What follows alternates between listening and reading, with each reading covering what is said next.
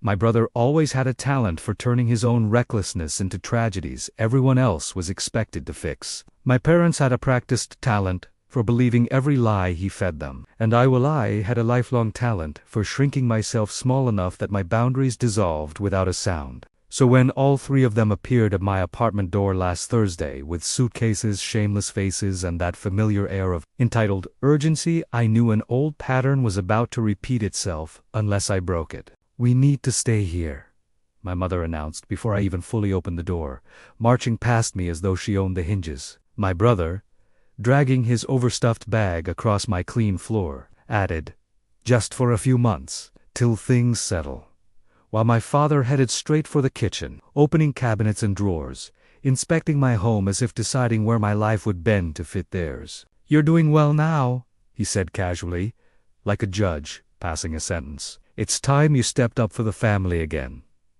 Again.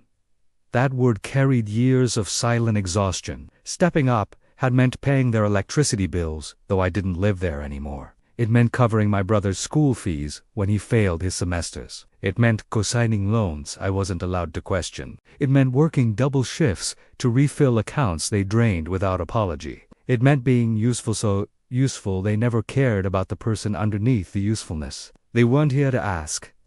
They were here to inform. My father announced they'd take the spare room.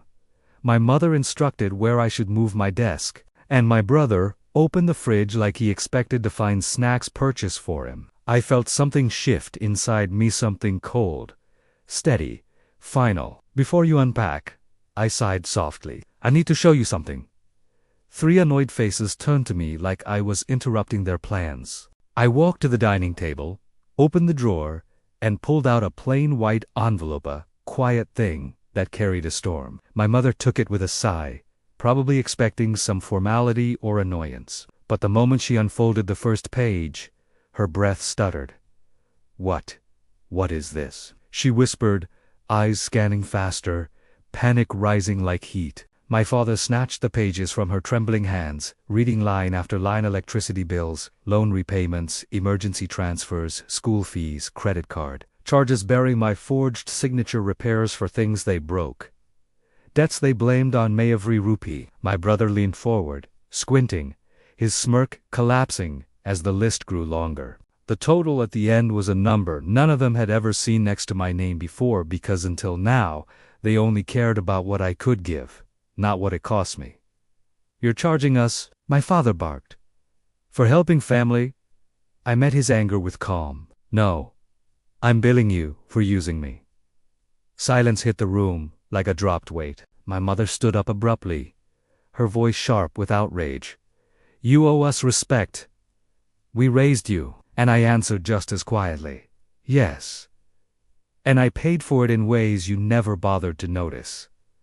My brother muttered, "You're being dramatic," but his eyes stayed glued to the total, fear flickering because he finally understood I wasn't bluffing. I slid the envelope shut and said, "You're not moving in. Not tonight. Not ever." My father's jaw tightened. "We don't have anywhere else to go." I shrugged slightly. "That's not my responsibility anymore." He stepped closer, voice low and threatening. "You'll regret this." And that was the moment I felt something inside me. Subtle, a decision made long ago, finally standing up straight. "If you show up again without permission," I said, "I will file a case for financial exploitation. Every document is ready. Every signature is authenticated. Every rupee is legally traceable. You will lose far more than a place to stay." My mother's face crumpled in disbelief, as if I had shattered some holy rule of daughterhood. My brother's hands balled into fists, not from courage, but from fear of consequences. They had spent years teaching me how to bend, but never imagined I'd learn how to break the pattern. I walked to the door, opened it, and said, "Please leave." It wasn't loud.